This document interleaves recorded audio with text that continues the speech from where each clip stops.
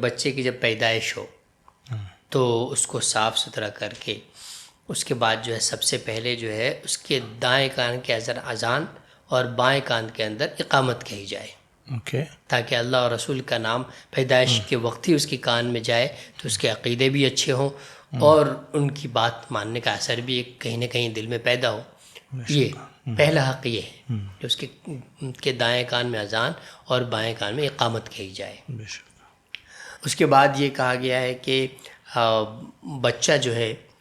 اس کا 7ویں دن جو ہے عقیقہ کیا جائے اور اس کا اچھا نام رکھا جائے۔ اور اس کے بعد یہ کہا گیا ہے کہ عقیقہ اور اچھے نام رکھنے کے ساتھ ساتھ اگر لڑکا ہے تو اس کے جو ختنے کا حکم ہے وہ کر دیا جائے۔ اسی طریقے سے پھر یہ ہے کہ بچہ جب بڑا ہو تو پھر کچھ اور احکام ہیں، وہ میں بھی بتا دیتا ہوں۔ تو پہلا حکم یہ دیا گیا کہ اذان اور اقامت، اذان اقامت میں یہ چیز ہونی چاہیے کہ بہت زیادہ تیز آواز میں نہ ہو کہ بچے کو تکلیف پہنچے، ایک نارمل آواز کے اندر، کان میں انگلی دینے کی بھی ضرورت نہیں ہے، چونکہ کان میں انگلی دے کر جو اذان دیتے ہیں اس کا اصل کنسیپٹ یہ ہے کہ اس وقت مائک نہیں ہوا کرتے تھے، تو کان میں اگر مؤذن صاحب انگلی رکھیں گے تو زور سے وہ بول پائیں گے جو اذان کے الفاظ ہیں، تو ہلکے نارمل آواز میں کہ بچے کو تکلیف نہ ہو۔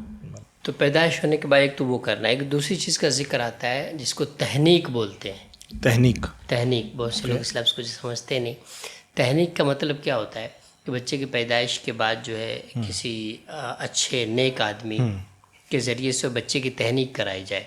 رسول اللہ صلی اللہ علیہ وسلم کے تعلق سے حدیث ہے کہ ایک صحابی ہے، ان کے ہاں بچہ پیدا ہوا تو رسول اللہ صلی اللہ علیہ وسلم کی خدمت میں لے کر آئے، تو آپ نے تحنیک کیا۔ یعنی تحنیک کا طریقہ یہ ہوتا ہے کہ کوئی نیک اور بزرگ آدمی جو ہے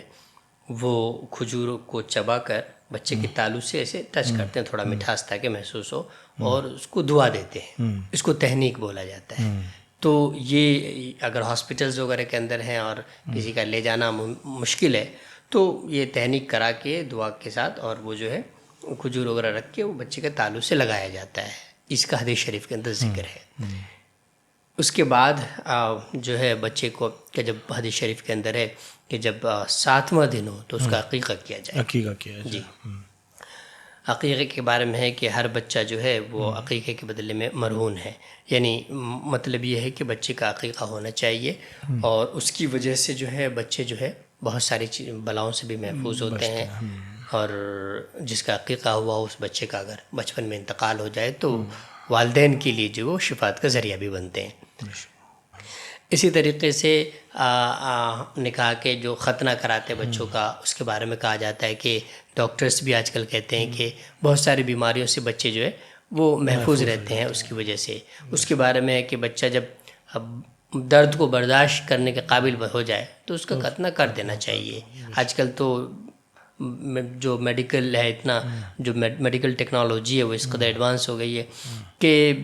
بہت بچپن میں یعنی پیدائش کے فوراً بعد ہی اس کا ختنہ کرا دیا جاتا ہے اور وہ بہت اچھا رہتا ہے، تو یہ بھی بچے کا حق ہے۔